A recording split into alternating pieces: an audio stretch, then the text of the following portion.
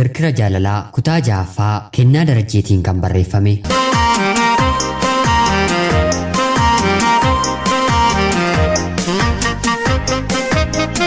Ashamaa akkam jirtu kabajamtoota hordoftoota qophii Oromiyaatu Yuunifoor nagayaaf jaalallii tokkummaan bakka jirtan hundumaatti hunduma keessaniif yaatu jecha guyyaa har'aas akkuma hawwii guddaatiin eegaa turtan asoosamaa kirkira jaalalaa kennaa Darajjeetiin barreeffamee kutaa ja'affaa isaasiniif qabadheen dhiyaadheera. Laayikii fi sheer gochuun nu deeggaraa jecha namoonni chaanaalii keenyaaf haaraa taatan anaa dhufuu xalayaa jaalalaa seenaa jireenyaa nama barsiisanii fi asoosamawwan gaggabaabaa qophii kanarraa argachuu waan dandeessaniif sabskiraayib gochuun maatii keenya akka taatan kabajaan isin gaafachaa gallachumaan gara asoosamicha chat.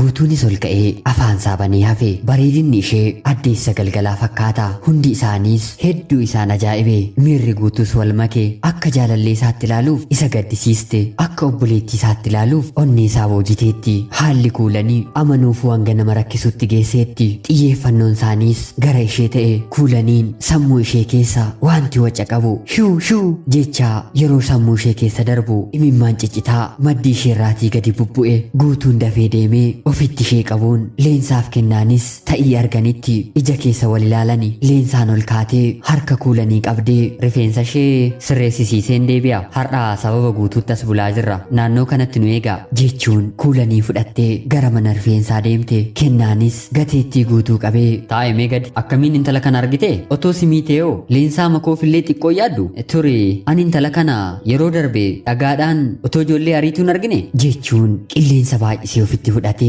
deebi'ees baasee nama ammaa fayyaadha ofiin jedhu caalaa maraataa ammaatu nagaa qaba ilaalimee daba hin beeku hamaa hin yaadu beektee siin gowwoomsitu dhibee sammuun alatti muudaa ishee hin qabdu maalimee ni yaadattaa bara beddellee turre waan beezaan naan jette ittiin jechuun bara ittiin jaalalaaf abdii kutee dhiise guutuun deebisee yaadate mucaa beezaa jedhamtu jaallatees gita kee barbaadda jettee ija tuffiidhaan ilaaluu ishee daqiiqaaf yaaduu hin barbaadu dabaluunis nama jechuun yaaduudha animmoo nan yaada mucaan kun immoo akka maraatuu kaanii naman sodaachistu mee dhiisime jechuun miira aarii fi yaada darbeen makamee keessisaa boora'een qabamee gadi jedhees bilbila isaatti gombifamuun suuraa ilaaluu eegale suuraa yommuu bokkaan kuulanii tumuu fi kuntaala isheen baattu waliin kaase sanas kennaatti argisiise guutuun suuraa amma kaasuun amaloota inni qabu keessaa isa tokko inni nama yaadaan malee uffataan hin madaalu jiila beezaa waan qabuuf yoo waaqayyo na gargaaree sammuu mucittii kanaan fooyyesse ishii wajjin umurii koo guutuu jiraachuun barbaada jedhees yeroo dubbatu kennaadhaaf dubbiin guutuu galuu didee kennaanis bishaan nama nyaatuu fi saree nama nyaattu sagaleen dhagahan shaanqoo barana ani siif sodaadheera yogguu ittiin jedhu shaanqoon maqaa guutuu yeroo baay'ee ittiin waamamudha kuulaniin amala ishee bittee tasgabbooftees rifeensa ishee sirreeffatte jechi tokkollee afaan ishee keessaa osoo hin bahiin bareedinni ishees itti dabalaa deemaa afur ta'anii yommuu deebi'anii gara iddoo bashannanaa dirree caalaa deemanii uummanni kaleessa kuulanii argaa ture har'a ishee ilaalee ajab jedhee bira darbe guutuunis sammuu ishee deebisuuf mala dhawuu eegale onnee isaatti boqonnaa guddaatu dhagahama kennaaf leensaan harka ol keessa kaa'anii karaa bataskaana Tsaraatsiyoon ol daandii koobilii qabatanii jaalala qulqulluuf miidhagaa kan ta'e unachaa yeroo deeman guutuu fi kuulaniin duuba duubaan suuta hordofani otuma isheen hin dubbannees waan dhageessuuf ija ishee keessa laalaa sirba eebbisaa addunyaa magaallee ku eenyu maqaan kee an rafeen eda abjuun si argee jedhu banee waliin jechaa adeemu dirree caalaa keessattis erga waliin bashannananii booda lafti dhiinaan leensaaf kennaan gara mana ciisichaa isaanii deemanii akka bulanii walii galanii leensaanis guutuutti galagaluun atoo akkam gochuu yaadda shaanqo jettee isa gaafatte.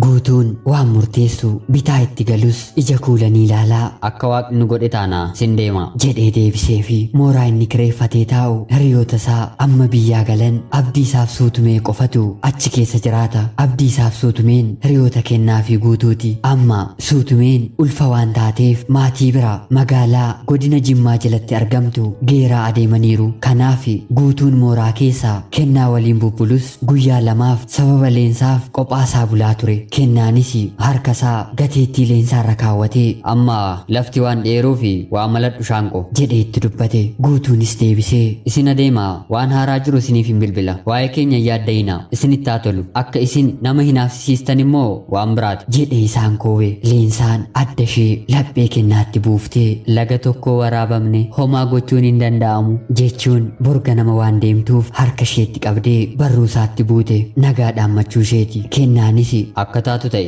egaa siif hin bilbila jechuun gara hoteela qabanitti waliin qajeelanii xiqqoo akkuma hiiqaniin ergaan gabaabaa hoogganaa leensaarraa ergamee bilbila leensaa iyyisiise. Baaftee yommuu dubbistus koongiraajuleeshin kan jedhudas ture. Haga bilbiltuttis sardamte. Hoogganaan ishee hedduu ishee jaallata. Cimtuu fi intala addaa waan taateef godinaa hanga naannootti beekamtii fi ajaa'ibsiifannaa hedduu qabdi. Waajjira poolisii federaalaattis yeroo hedduu akka moodeeliitti meedaaliyaas fudhatteetti. Hoogganaan ishees barnoota maastarsiif carraa argachuu ishee yerootti himu gammachuudhaan machooftee utaaltees dugda kennaa yaabbatte. Kennoo koo hawwiin koo naa dhugoome yogguu isheen jettu kennaan fuula ishee ifaa kana of duraa dhabuu waan hin feeneef mudhii ishee qabee ol fuudhee baachuun ofirra naannesse. Isheenis akka bishaanii kolfiti. Garaa ishee qulqulluudhaan isarratti of gatuun ishees isheerraa beeksisa. Ija ishees cufattee harka ishee bal'isuun addunyaa jaalalaa keessa cillim jettee seenteetti. Namni nu arga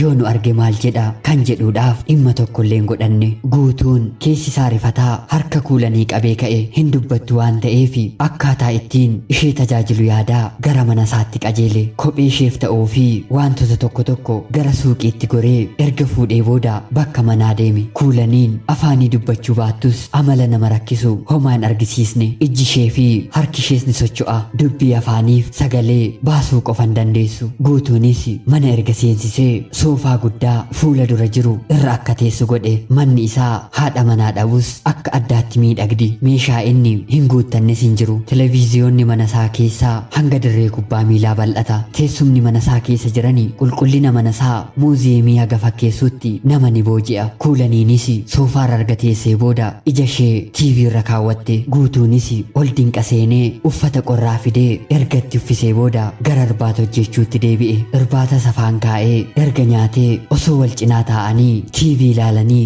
hirribni kuulanii fudhattee deemte. Guutuunis irreesaa guddaa sanaan kuulanii erga ol fuudhee booda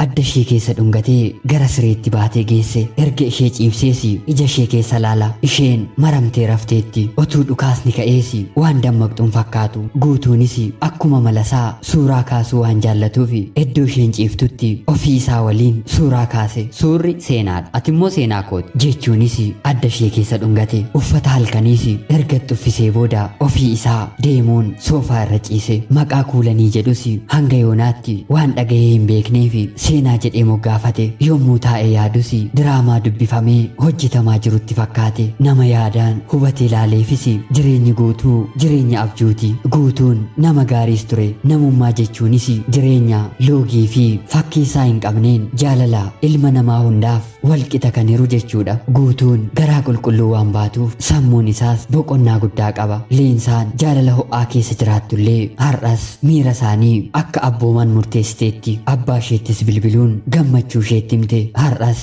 kennaa waliin jiraachuu isheellee maatii isheen dhoksine. Abbaan ishees walakka isaan qunnamsiistu leensaadhaan gaafate. Isheenis tole jechuun kennaanis haasaa obbo Gammadaa waliin jalqabe. Obbo Gammadaanis akkaataa ittiin Samiiraatiin fuudhe xiqqoo erga taphachiiseen booda intala koo adaraa sitti kenneera jedhe. Isaanis waliin akka maatiitti haasa'uu eegalanii. Harmee isaanii aadde Samiiraa waliin illee taphni isaanii adda ture. Salphaattis garaa wal baranii naannoo halkan sa'aatii 4tti kennaan akka guutuun ta'e hubachuuf bilbila irratti bilbile. Guutuunis bilbila jalaa kaasee akka waliin jiranii fi amma rafuu ishee suuraa dura kaasees kennaadhaatiif ergeef. Gidduu kanaan kuulaniin abjuu keessaa dirroo jettee hiixatte. Guutuunis battalumatti harkumatti nahee bilbila isaa lafa buusee fiiguun kuulanii ofitti qabe. Kennaanis hojii guutuu kanatti baay'ee ajaa'ibsiifate. Guutuutti jaalalli gara dhabaan mataa isaarra baheera. Sagalee ishee dhaga'uu isaatti abdii guddaa sorate. Kuulaniinis deebitee hirribni fudhate. Innis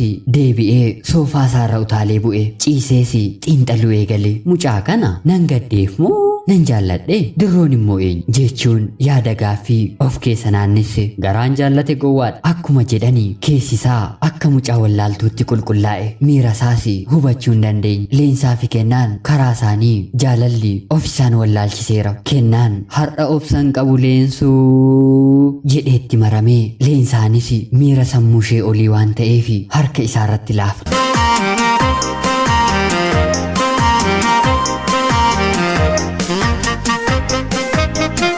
Torbaffaan itti fufa. Kirkira jaalalaa Kennaa Darajjeetiin kan barreeffame.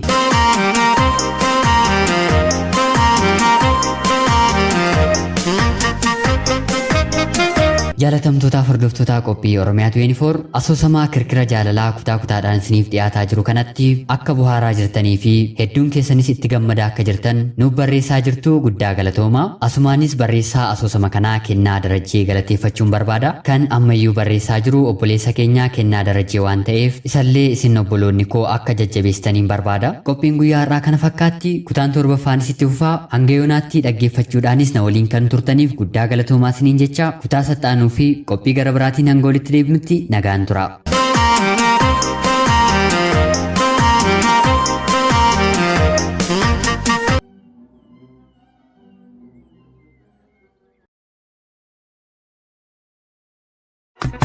Warri kun